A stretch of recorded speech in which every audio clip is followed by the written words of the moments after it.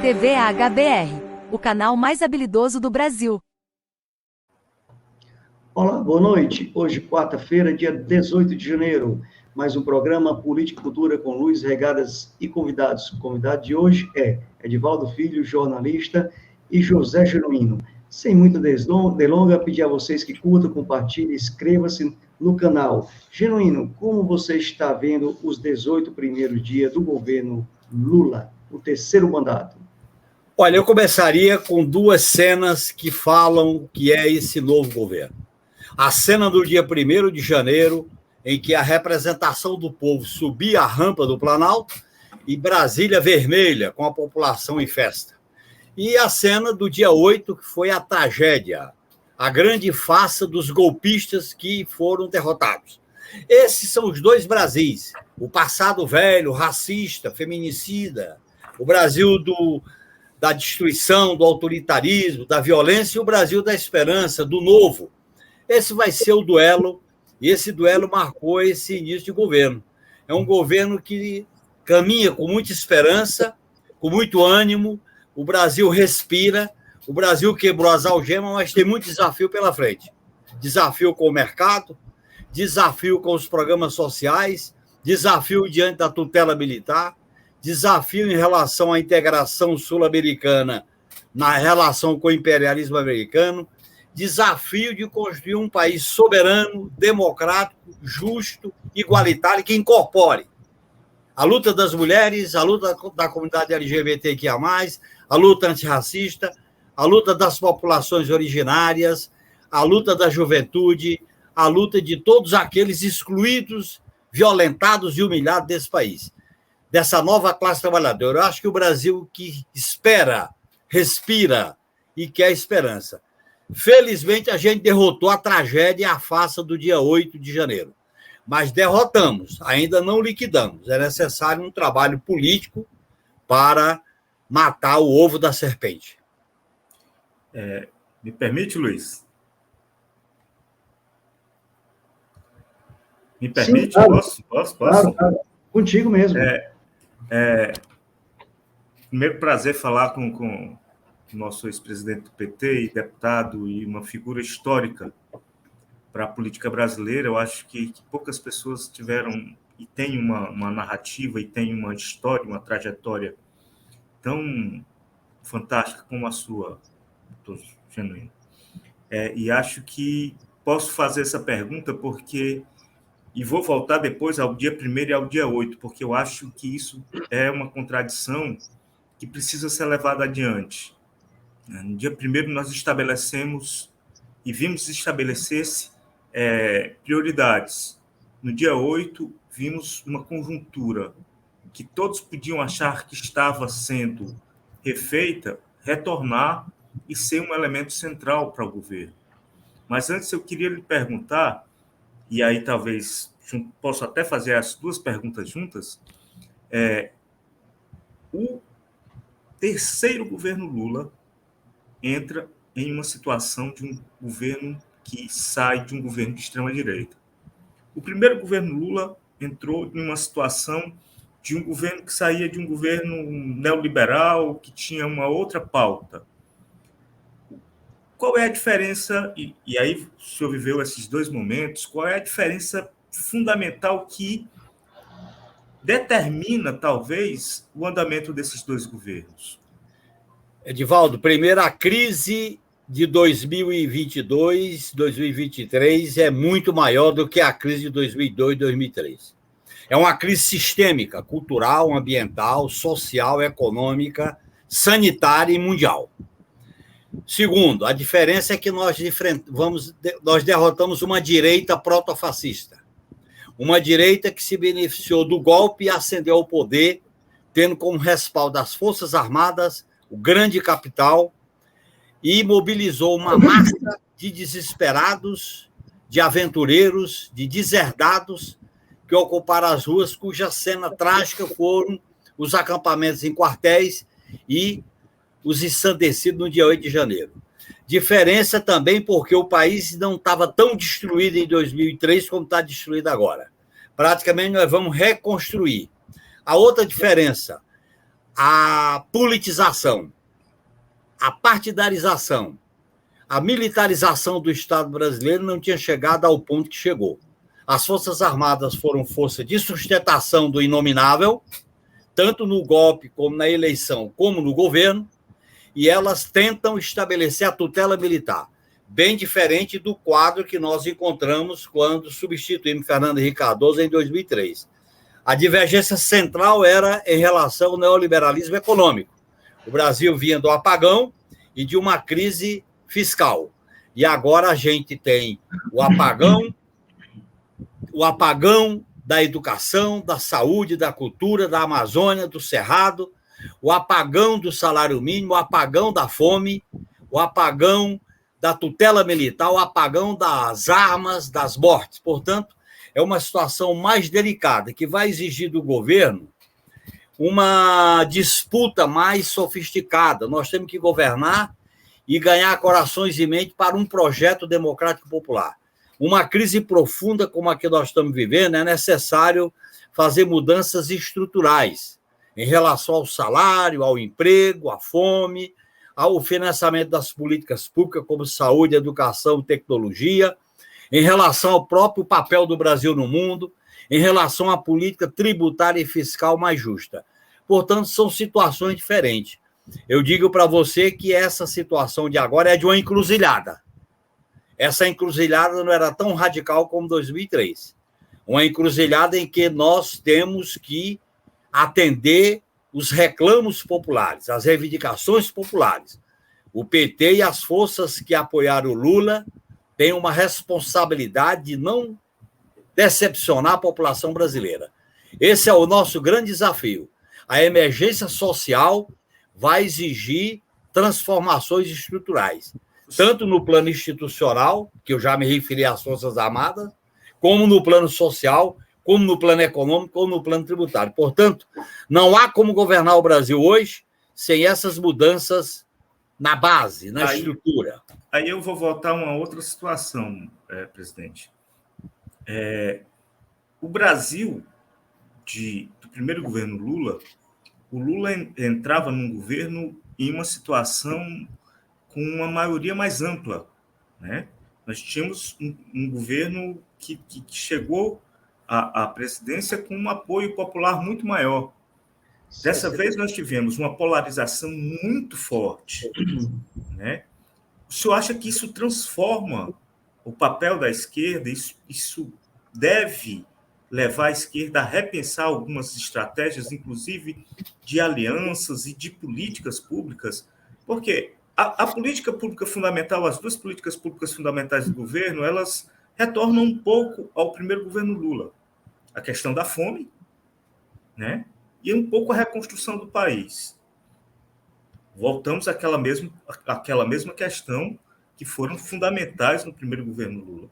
Mas agora a questão das alianças podem ser determinantes para poder a gente retomar um caminho de reestruturação social, digamos assim. O que é que o senhor acha que é o papel da esquerda nesse momento? Só um adentro aí, Genuíno, por gentileza. É uma pauta que eles cobram quando a gente está no poder. Mas quando o Bolsonaro esteve no poder, a gente não viu nem sequer a imprensa cobrando. A não ser, quando, no meu modo de entender, quando começou a atacar o Supremo e a própria imprensa. Não sei se o Genuíno vai ao encontro ou não encontro. Eu vou citar dois casos fundamentais, assim. Primeiro, no governo Bolsonaro fez atravessou a Praça dos Três Poderes para cobrar do Congresso, para cobrar do STF, e até como uma forma de pressão. E a travessia do Lula agora, nesses primeiros dias, foi uma travessia de integração dos três poderes, né? Ou não, uma travessia para defender a democracia, que foi profundamente ameaçada no dia 8 de janeiro. Isso. Então, foram duas travessias completamente diferentes. Claro. Né? Por quê, viu, Edivaldo? O grande desafio da esquerda é ela se constituir numa força dentro da frente ampla.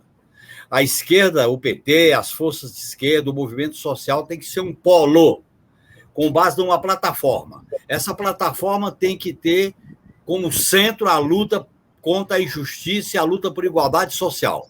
O nível de concentração da riqueza e da renda é um escândalo. Por outro lado, é necessário combater a fome, criar emprego, melhorar o salário mínimo e o financiamento das políticas públicas, como saúde, educação e assistência social e ciência e tecnologia. Para isso, nós vamos ter que, desta vez, mexer na riqueza. Nós, quando governamos em 2003, mexemos na renda, agora tem que mexer na riqueza. É necessário um sistema tributário mais justo e progressivo.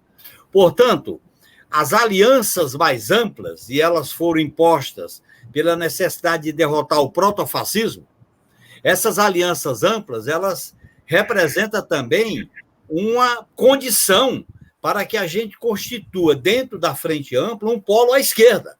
Porque como é que eu vou consertar o país, como é que eu vou reconstruir um país destruído? Agora, esse país destruído, Edivaldo e Luiz Regadas, esse país destruído, quem lucrou com a destruição? Os banqueiros, o agronegócio, os monopólios, as grandes plataformas que lucraram, a mídia corporativa. Portanto, nós vamos ter que governar com base num projeto democrático e popular, porque nós não podemos deixar de atender às reivindicações populares, a emergência social. E você sabe que certamente essa questão nós vamos voltar a discutir. Toda vez que o país avançou para discutir a questão social, vem o reacionarismo da tutela militar, como aconteceu com Vargas, com João Goulart e com Dilma, para ameaçar de intervenção militar. Portanto, eu acho que o Lula foi o grande maestro dessa frente ampla. Agora, essa maestria do Lula, como ele fez agora, para enfrentar as tentativas de golpe de 8 de janeiro, essa maestria vai exigir um polo à esquerda, movimentos sociais, lutas de rua, porque a governabilidade hoje envolve o presidente da República, o Congresso Nacional e a sociedade civil organizada. Ou a gente mobiliza o povo, os sindicatos, os movimentos sociais, as mulheres, a juventude, a comunidade LGBTQIA+, as universidades, para ingressar nesse processo, seja através de plebiscito, seja através de conferência. A governabilidade hoje ela é em cima de conflito, ela é em cima de disputa. É bem diferente do quadro que nós governamos em 2003. Mesmo no quadro de 2003, que nós governamos com a calmaria e por dentro da lei e da Constituição, a classe dominante brasileira de caráter racista, patriarcal e autoritária não permitiu que a gente continuasse com aqueles avanços e deu o golpe contra a Dilma. Genuíno, Edivaldo, a todos e a todas que estão nos assistindo, a gente está aqui ao vivo para o Facebook da TVT, Barão de Tararé, Democracia Participativa e Sindicato Movo. Isso aqui tem a Luciana deixando um boa noite, dizendo que os gaúchos mandam um salve. Né? Na TVT também tem lá o Paulo, e todas vocês venham aqui para a TV W12 ou TV HBR. Agora demos uma modificada no nome para ficar o H. As cores também no novo Play, aí algumas cores representam a brasilidade. Então, venha para cá. Genuíno, eu tenho uma pergunta aqui sobre as Forças Armadas. O Lula teve agora uma reportagem na Globo News dizendo que vai conversar com os militares sabendo o que é que eles estão precisando. O que é mais útil para as Forças Armadas? Mais homem, mais tecnologia? Ou será que o caso de diminuir o tamanho, ou será que seria caso de diminuir o tamanho das Forças Armadas? Já que a gente tem um Brasil que não se envolve com guerras, coisas assim do tipo. É necessário uma nova política de defesa nacional que o país não tem. Porque o bolsonarismo destruiu qualquer perspectiva de defesa nacional do país. Defesa nacional significa a qualidade de vida do povo, significa uma boa relação com os países vizinhos, que nós não temos guerra nem conflito, significa acesso à tecnologia sensível, e significa diminuir a autonomia da instituição militar na relação com o Estado. Defesa nacional significa enfrentar a tutela militar. As Forças Armadas não podem continuar existindo como uma espécie de poder moderador, que é uma herança que vem do Império, passou pela República e até hoje ela não foi modificada. Portanto, a primeira posição nossa é submeter o poder militar ao poder civil que emana do voto popular. Segundo, a indicação de comandantes das 3 forças pressupõe uma fidelidade à Constituição. Fidelidade à Constituição é abrir mão do poder moderador. e deixar de partidarizar as Forças Armadas. As Forças Armadas foram anarquizadas, foram desmoralizadas. É só ver as pesquisas que têm saído recentemente. Vocês acham que é normal ter acampamentos de protofascistas durante 2 meses em frente a quartéis? Não é normal. Protegido por eles, né? Esses acampamentos chocaram o ovo da serpente. Esses acampamentos articularam essa mobilização que deu no 8 de janeiro. Portanto, essa questão tem que ser enfrentada. As Forças Armadas estão passando por uma certa anarquia, através da internet, WhatsApp, grupos disso, daquilo. Isso não pode existir. As Forças Armadas têm que se subordinar ao poder civil, através do presidente da República e de um ministro da Defesa com autoridade. Eu acho que, nesse terreno, o governo Lula tem grandes acertos nesses 18 dias. Grandes acertos. A PEC do Bolsa Família, as iniciativas do Haddad, os ministérios que foram criados, como povos originários, Ministério da Mulher, da Igualdade Racial, a atitude do Flávio Dino, as iniciativas... Troca da diretoria da Comissão da Verdade, né? As iniciativas em relação à educação, à saúde, a retomada da discussão da Comissão de Anistia, da Comissão de Mortes Desaparecidas, são coisas muito positivas. Agora, do ponto de vista da democracia, nós temos que enfrentar esse autoritarismo que penetrou na formação das Forças Armadas, para submetê-las ao poder civil que emana do povo.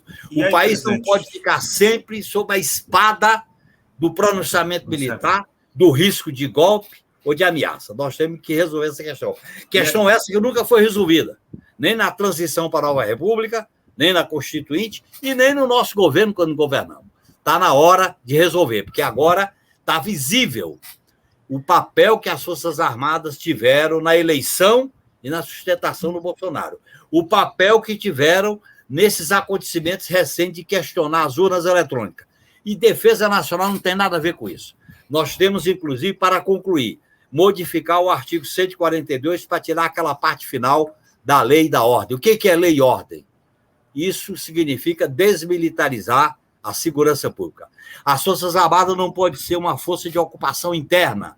Tem que se voltar para a pronta resposta, para a dissuasão, para a projeção de poder e para o acesso à tecnologia acessível. Claro, Forças Armadas menores com maior quantidade de acesso à tecnologia acessível. Que é o que o mundo inteiro hoje trabalha, né? Aliás, por exemplo, você pega a guerra da Ucrânia. O que se discute pós-guerra da Ucrânia? O papel dos drones e dos mísseis. E o que nós estamos discutindo aqui no Brasil? Urnas eletrônicas e acampamentos de quartéis. Isso é piada. E comprar tanque velho, como o Bolsonaro também queria fazer, hein? Eu acho que houve um desvirtuamento, mas eu me preocupo, presidente, com uma questão fundamental. Nós temos uma discussão que é um governo que precisa garantir ou discutir e levar a cabo ao extremo a questão da democracia, né? Porque essa discussão precisa ser enfrentada. Tudo que o senhor está falando aí, essa discussão vai ter que ser enfrentada nesse governo.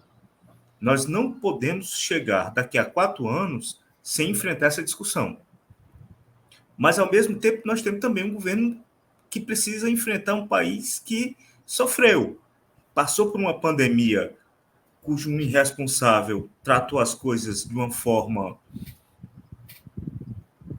anormal, genocida, que em todos os cantos do país se vê os relatos dessa forma de administrar, da educação à saúde, da fome ao trato com o emprego. Todos os setores foram aniquilados, tiveram perdas muito grandes, mas, ao mesmo tempo, nós também vamos ter que sofrer, ou melhor, vamos ter que enfrentar uma discussão sobre democracia, sobre algumas questões fundamentais, como o papel das forças militares, como a questão do Congresso, como a readequação das forças políticas. E aí, como colocar tudo isso, presidente? Como compor essa questão?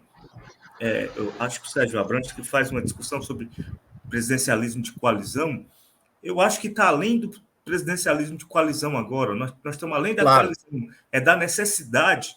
Os engenheiros dos caos, eles tratam de um momento até essa turma da extrema-direita começar a entrar no poder.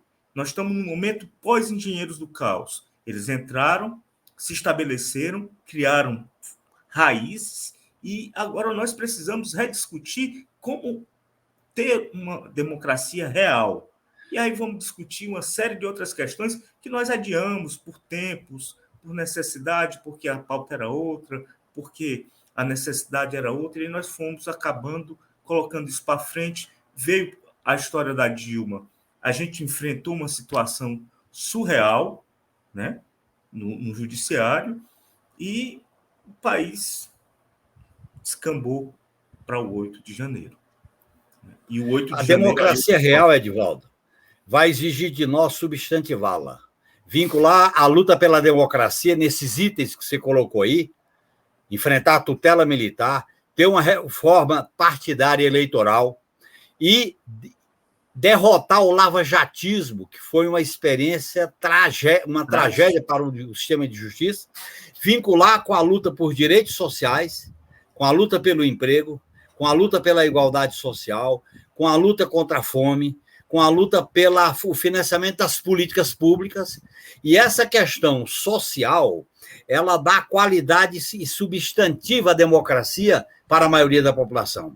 Como é que você vai mobilizar as pessoas para a democracia se elas estão desempregadas, passando fome e no desespero?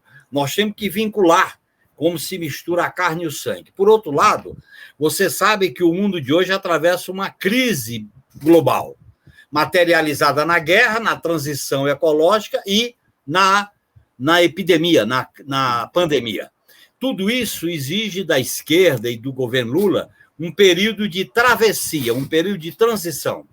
E vai ser um período de conflito, um período de debate, um período de efervescência, um período em que as flores vão desabrochar.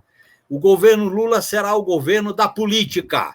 O governo não é da guerra, da morte, não é o governo do tiro, é o governo da política. A política é a disputa de ideias, é a disputa de projetos, é a disputa de caminhos. E não existe política sem a disputa do futuro. O Brasil precisa discutir o seu futuro. E o futuro do Brasil, com esse desastre protofascista, é um futuro que está comprometido. Nós temos que reconstruir esse futuro. Agora, toda reconstrução exige transformação.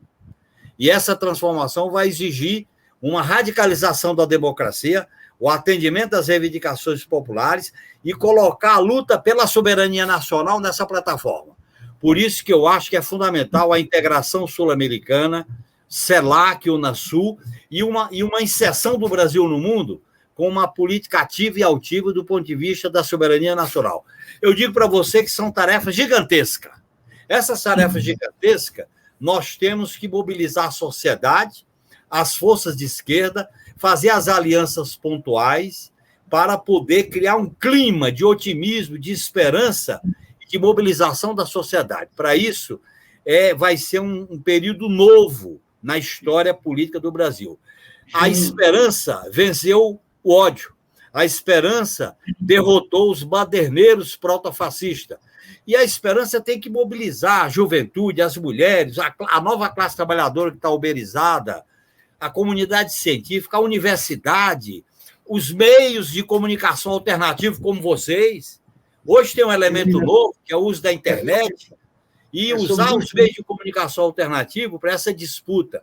Se a gente não ganhar corações e mentes, a gente não vai disputar esse futuro, que é um futuro da esperança. Não é fácil, não vai ser fácil, mas nós confiamos na possibilidade desse povo ser vitorioso. Quem poderia imaginar que o Lula ia ser presidente da República? Você me escuta, Genuíno? Estou escutando. É sobre justamente esse tema que eu queria interromper, sobre meios de comunicação, ganhar informação para formar a opinião das pessoas com bons programas, já que no meio de comunicação da grande massa são raros programas bons. Né? O Lula botou o ministro, se não me engano, do União Brasil. Houve um falatório que não daria certo, aí outros dizem que não, ele botou ele lá do União Brasil, mas tirou alguns poderes, eu acho que foi o Ministério da Comunicação, né? Me corrija se eu estiver errado. né, e botou o nosso da esquerda na parte onde divide o dinheiro da SECOM. Então, como você viu a escolha desse ministério do meio de comunicação lá? Olha, eu tenho divergência com dois ministros, para ser muito claro e franco. Eu acho que foi errado dar comunicação para a União Brasil. Assim como foi errado colocar o Zé Múcio no Ministério da Defesa. Eu acho que são áreas estratégicas que a gente tem que conduzir com posições mais firmes. Não é que fosse para a esquerda, mas pelo menos com pessoas que tenham condições de conhecimento, autoridade para conduzir. Mas o Lula é o maestro. Eu sou apenas um militante, principalmente agora que eu não tenho posto no partido nem no parlamento. Eu sou um militante de ideias. Sua palavra tem um poder tão grande, Genuíno. Mas eu sou crítico a essas duas escolhas. Por exemplo, eu vou até me antecipar, Luiz. Eu, por exemplo, acho que nós temos que levar em conta as experiências e as ilusões que o PT teve nos meios de comunicação. Esse negócio de dar entrevista exclusiva, eu acho que é um erro. Tem que dar entrevista coletiva para todo mundo. Mais um erro, né? Hoje para a Rede Globo, entrevista sozinho. A entrevista coletiva no Palácio da Alvorada para mostrar os estragos. A entrevista coletiva de hoje. Não há entrevista exclusiva. Você dá entrevista coletiva. Por quê, Luiz? Você sabe disso. Não vou abrir para a gente, como eu pedi aqui a Não, você sabe disso melhor do que eu. A informação não é do mercado nem do partido. A informação é da sociedade. A informação é um bem público. A informação é um patrimônio do exercício da cidadania. E nós temos que cuidar disso. Por exemplo, como é que nós vamos enfrentar essa guerra na internet, essa guerra nas redes sociais? Nós temos que ter políticas alternativas e democráticas para enfrentar esse problema. Eu acho que, nesse sentido, por exemplo, eu aprendi. Eu tinha minha ilusão na grande mídia. Era estrela no Congresso Nacional. Quando foi para me derrotar, eu sei o que é isso. Por isso, que o meu limite para dar entrevista é a Piauí, que, por sinal, publicou um perfil meu na Piauí de novembro, eu aproveito e faço propaganda. É o meu limite. Da Piauí para a direita eu não vou da Piauí para a esquerda.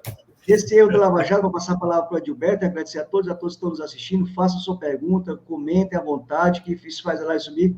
Foi justamente isso, a gente ter achado que o mensalão era coisa pouca, que não ia chegar lá em cima, mas eles sempre quiseram chegar ao PT, o maior partido da América Latina, né?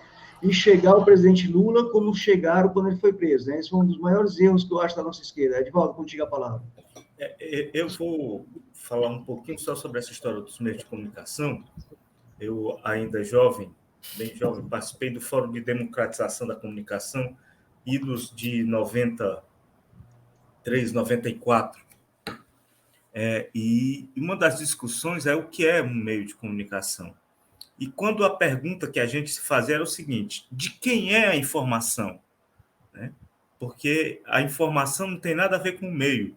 A informação é pública. Então, os meios, o governo tem que tratar a informação como pública, não como meio de comunicação. Os meios de comunicação, qualquer um pode fazer isso. E a internet mostrou que qualquer um pode fazer isso. Mas a informação, ela é pública. E ela tem que ser tratada como uma coisa pública. A gente tem uma discussão, Genuíno, que o que é liberdade de expressão? É o meu direito individual a falar o que eu quero? Ou é o meu direito à informação? Ou seja, você falar a verdade, você começar a mentir, você está tirando o meu direito de ser bem informado. Essa é uma discussão que, inclusive, já existe nos Estados Unidos com relação à primeira emenda. Aonde está o centro do famoso liberdade de expressão? Né? Mas eu vou voltar aqui a uma questão que eu acho que é central nesse governo, e esse primeiro dia, e esse dia 1º e o dia 8, eles são determinantes. E vou voltar para uma questão, sabe, Genuíno, que, para mim, determina. Nós ainda não temos um novo Congresso Nacional. Né? O Congresso Nacional está se recompondo, vai assumir futuramente, mas como deve ser essa relação do governo com esse poder do Congresso Nacional? Muitos falam que nós tivemos um governo, uma eleição, um Congresso mais conservador. Não sei se é necessariamente a sua avaliação. A minha não é. A minha é que nós temos um Congresso um pouco mais de centro. Não tão de esquerda como poderíamos ter, mas um governo de centro. qual é a relação que você acha que o Lula tem que ter com o Congresso? Como é que você acha que vai ser, pela sua experiência como deputado e que conviveu muito tempo por lá, como é que você acha que vai ser essa relação durante os próximos 4 anos? Primeiramente, eu acho que você tem razão, Edivaldo. A informação é um bem público para o exercício da cidadania. E como bem público, nem é do mercado, nem é do partido, nem é do Estado, nem é do governo. O governo tem que democratizar radicalmente o acesso à informação. O acesso à informação é um bem para o exercício da cidadania. O meio de comunicação é a exploração econômica. E como toda atividade econômica no capitalismo tem que ter regulação. Pronto. Não é a informação que vai estar regulada, é a exploração econômica. Eu concordo inteiramente com a tua colocação. Sobre o Congresso Nacional, eu acho que a primeira atitude é a gente tem que ter um polo de esquerda no Congresso Nacional, as bancadas dos partidos de esquerda, que chegará a 140 deputados, 135. Segundo, fazer um bloco mais amplo com os partidos que apoiaram o Lula no primeiro e no segundo turno. Terceiro, fazer blocos pontuais com os partidos que, mesmo não estando no governo, se dispõem pontualmente a votar, por exemplo, a reforma tributária ou a PEC do Bolsa Família, como aconteceu. E nós temos que ter uma relação pública, transparente, contra o orçamento secreto, e nós temos que ter uma relação institucional. Por exemplo, eu vou dar um dado aqui. Em relação ao presidente da Câmara, claro que o Arthur Lira tende a ser o presidente da Câmara, mas pelo critério da proporcionalidade, se ele tem as maiores bancadas, ele é o presidente, porque a proporcionalidade do Congresso reflete a proporcionalidade das urnas. Não precisava a gente apressadamente apoiá-lo. Agora, foi o partido que entende bem porque está lá. Eu estou apenas fazendo essa observação. A mesma coisa do orçamento secreto, nós não podemos trocar o apoio ao orçamento secreto por apoio à governabilidade. E um outro braço da governabilidade é o diálogo com a sociedade, a mobilização da sociedade, a mobilização dos movimentos. Nós temos que incorporar a sociedade nas novas exigências de governabilidade. Portanto, eu acho que tem o tripé, viu, Edivaldo? Primeiro, a presidência da República institucionalmente como Estado e governo. Segundo, o Congresso Nacional numa relação politizada, a partir de bloco e de aliança pontual, para a gente ter pelo menos maioria absoluta. E terceiro, nós não podemos deixar de dialogar com a sociedade. E quando eu falo de dialogar com a sociedade, envolve as duas pernas, a perna da mobilização e a perna das redes sociais. E o senhor acha que pode ter uma reviravolta, Lira e o Pacheco não ganhar e uma guinada mais ainda para a direita? Eu acho pouco provável. Eu acho pouco provável, viu, Luiz? Eu acho que, é claro, o Pacheco é mais fácil ser reeleito, mas o Lira tem muita força no Congresso Nacional. Eu acho que eles deverão ser reeleitos. Agora, o PT respeita a eleição deles, mas não significa que nós vamos apoiá-los em tudo. O PT tem que se comprometer com um bloco de esquerda. PT, PCdoB, PSOL, PDT, PSB, PV, Rede, fazer esse bloco e alianças pontuais, dependendo da matéria que vai entrar em jogo. Nós não podemos negociar com o Centrão em bloco. É um erro negociar com o Centrão em bloco. Nós temos que negociar com cada partido que integra o Centrão, pontualmente. Senão, se você, é muito nós mais temos que desblocar o Congresso. Desblocar. O Congresso foi blocado pela política sectária maniqueísta do inominável. Nós temos que desblocar o Congresso para fazer uma negociação partido com partido. Eu acho que é possível, com habilidade, com competência, principalmente se você tem uma base coesa, que são os partidos progressistas que têm que se organizar para ter esse polo de atração. Eu acho que essa é uma estratégia que eu sempre falei. O Centrão só é Centrão porque todo mundo trata ele como Centrão. Claro, e aí acaba fazendo a negociação como Centrão. E há uma velha máxima, um pouco maquiavélica, mas tem que dividir. Não dá, não são iguais. Né? Não dá para tratar como se fossem iguais e como se fosse um bloco único. O senhor já esteve lá e o senhor conhece perfeitamente que tem divergências, tem disputas internas, E para quem quer ser um bloco hegemônico, tem que tratar eles de uma forma não como um bloco.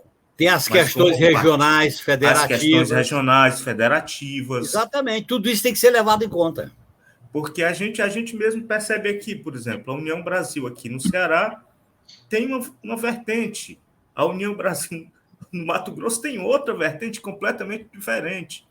Então, essa questão, e aí eu vou concordar perfeitamente com o presidente Genuíno, brigar. O PT cometeu um erro no início do governo anterior, no governo Lula, eu acho, se eu não me engano, de querer brigar e aí acabou saindo como derrotado. Não é o momento de brigar. No início do governo Dilma. Contra o Eduardo Cunha.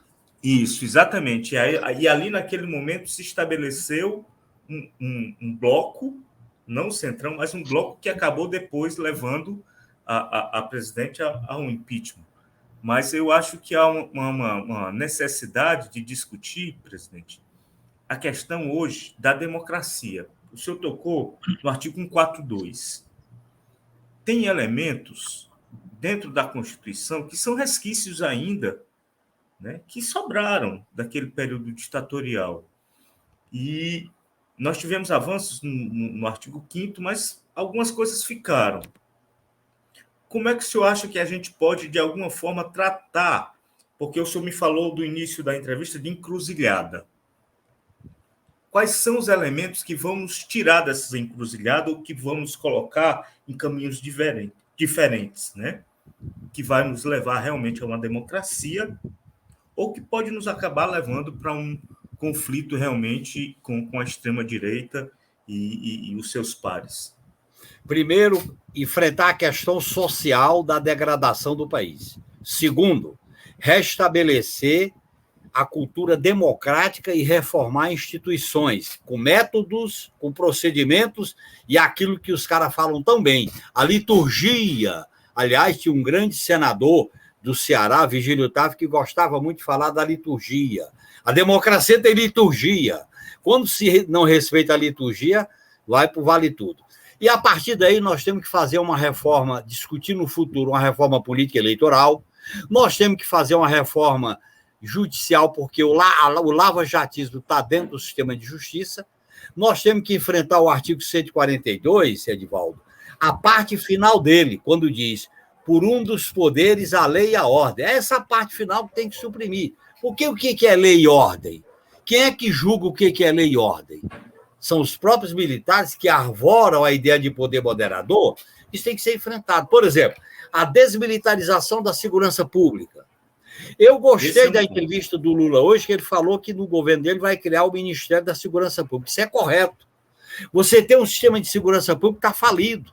Você tem que ter uma segurança pública com as várias polícias, municipal, estadual e uma polícia nacional, articulada com o mesmo banco de dados e a mesma condução operacional. Mesmo com a polícia fardada, polícia de investigação, polícia de comunidade, polícia municipal. Vou dar um dado para o senhor. Nós vivemos um sistema de segurança organizado como em 1970, 71. Exatamente. Eu estou propondo uma mudança na polícia. A polícia não pode ser, ela tem que ser desmilitarizada, não é força auxiliar e reserva do Exército. E aí você tem uma valorização da carreira do policial.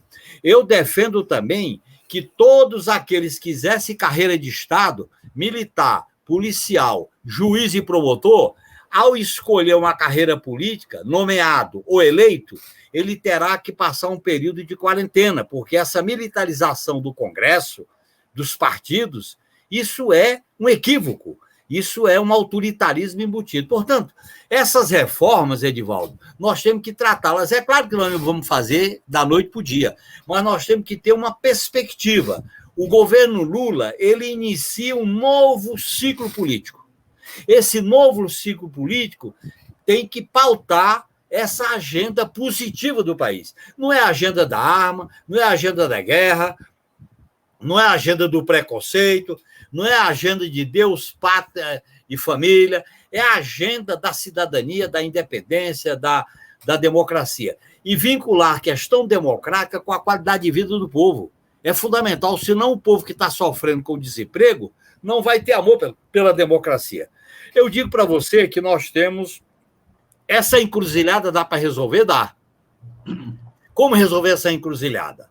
Mobilizando a sociedade, colocando a política no comando, mobilizando forças sociais que estão ainda da defensiva, criar esperança na cultura, criar essa esperança nas universidades, na pesquisa, nas comunidades originárias, no movimento de mulheres, no movimento de jovens.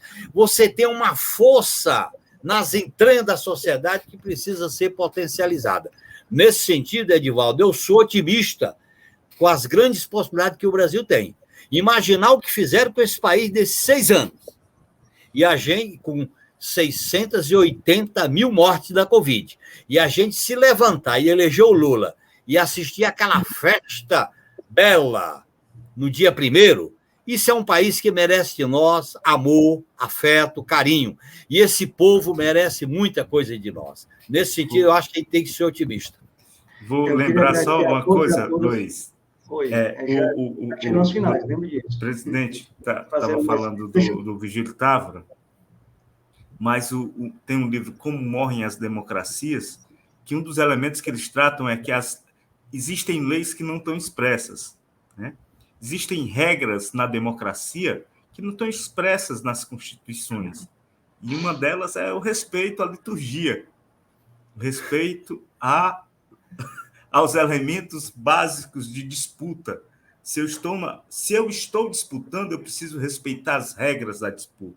Claro. Se eu aceito disputar, é porque eu estou aceitando a regra que eu estou disputando. Não está lá colocado. Eu estou aceitando ganhar ou perder, né? Ganhar ou perder. Isso. Se eu estou entrando para...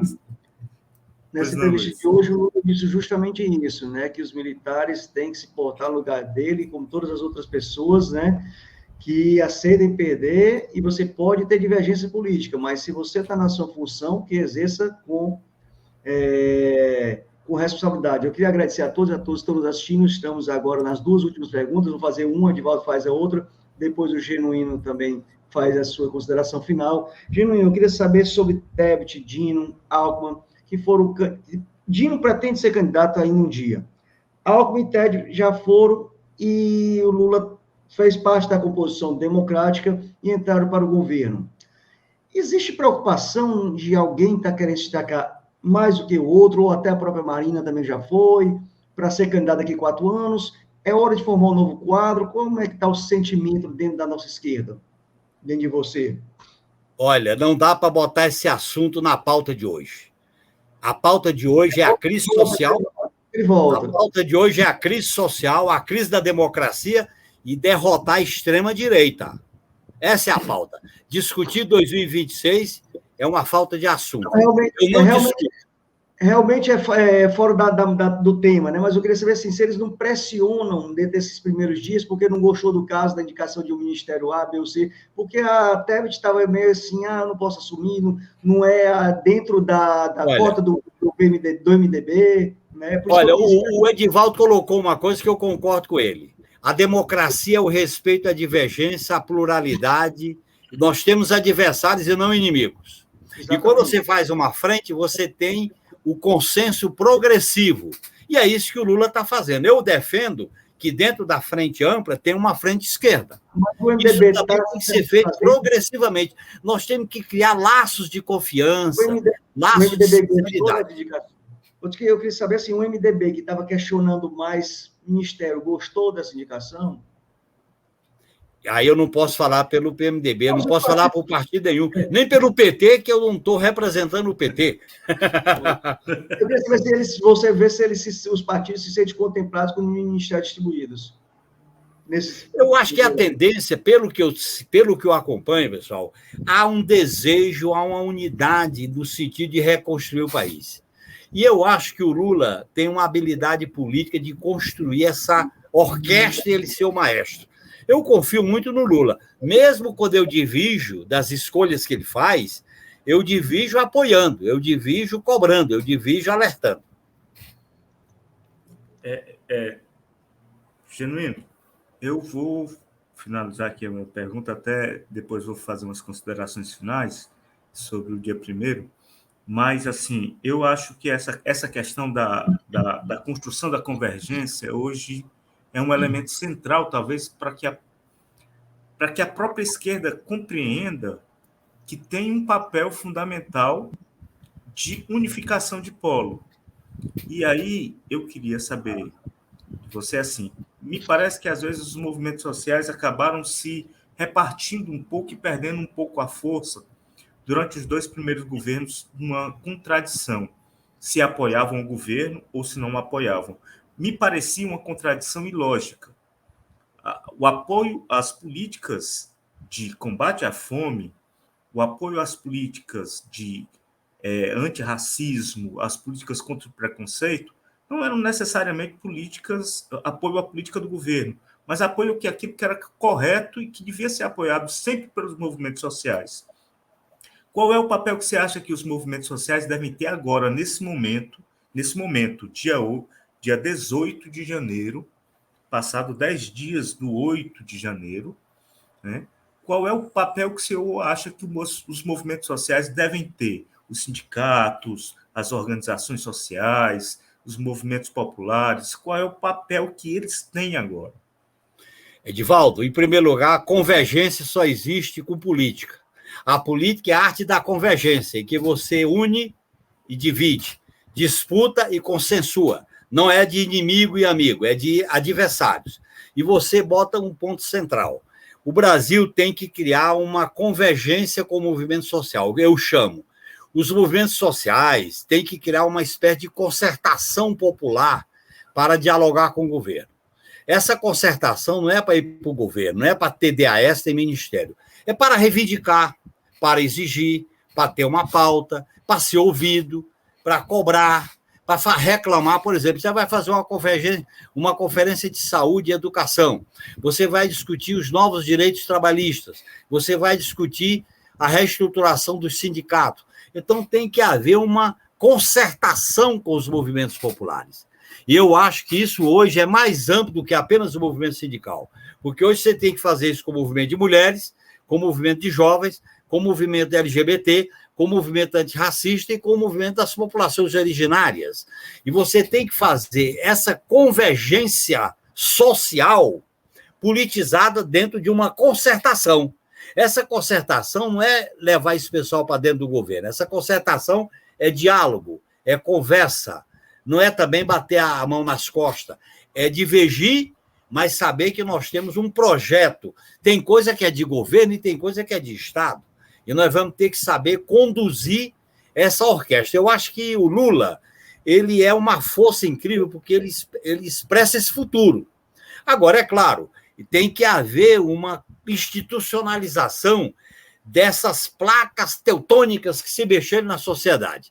Tem muito movimento hoje, como economia solidária, agricultura orgânica, agricultura cooperativa, reforma agrária, tem muita coisa nova surgindo no Brasil. E eu acho que se nós fizermos políticas sociais com esses atores influenciando, discutindo, fazendo o controle público, eu acho que nós vamos dar um grande salto nesta caminhada. Você está vendo que eu estou trabalhando com a ideia de um processo dinâmico que tem tensionamento, tem conflito, e você vai fazendo as reformas seletivamente.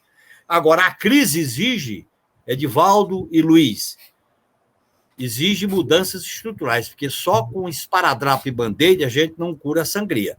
Tem que fazer cirurgia seletiva de acordo com a correlação de força. Nós vamos viver o primado da política. Felizmente, o golpe e a eleição do inominável foi o período do ódio, da guerra, da violência. E agora nós vamos viver o primórdio da política, da disputa, da negociação, da divergência, do confronto democrático civilizado, do confronto, da luta de classe que se expressa dentro da institucionalidade. Essa é a razão de ser e é a força da democracia que se baseia na soberania popular, no respeito às regras do jogo, mesmo aquelas que não estão escritas, como você falou, e numa visão universal de direitos básicos, porque nós somos gente, não somos coisas. não somos objeto. Até para que a emancipação humana ela possa se materializar. Como diz o grande filósofo francês, a felicidade, quando ela é uma luta coletiva, ela é subversiva. Quando ela é individual, é um individualismo de afastar o outro como inimigo. Nós temos que quebrar com essa política do outro como inimigo, ou pela cor, ou pelo sexo, ou pela origem, ou por qualquer outro motivo. Nós temos que derrotar essa política.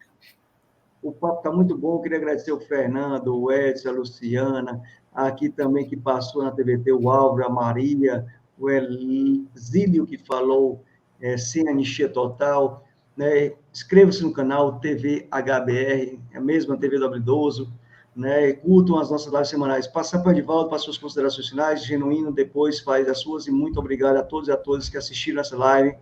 E compartilhem na semana toda. Edivaldo, também muito obrigado. Contigo, suas considerações finais. Primeiro dizer que fico muito feliz da vitalidade de ver o presidente José Genuíno com essa garra e com essa vontade democrática tão grande. Isso é revigorante. E algumas coisas na política elas são simbólicas e são fantásticas. Quando Mandela assumiu o governo, ele botou ao lado dele na mesa os dois carcereiros, né? Depois de passar 27 anos preso. E aquilo foi simbólico, porque ele disse: eu quero que eles me vejam como seres humanos, como ser humano. Né? E a posse do Lula no dia 1º foi um ato de Brasil retornar. Né? Parece coisa pouca para quem vê de longe, mas sabe que a política é feita de símbolos. A política é feita de alguns gestos que são marcantes. Então, primeiro, dizer que fico muito feliz por lhe ouvir com esse ar tão revigorante e dizer que concordo plenamente. Eu acho que a gente está numa encruzilhada, a gente precisa enfrentar essa encruzilhada com diálogo, conversa. Né? Não há uma outra forma de sair dessa encruzilhada de forma correta.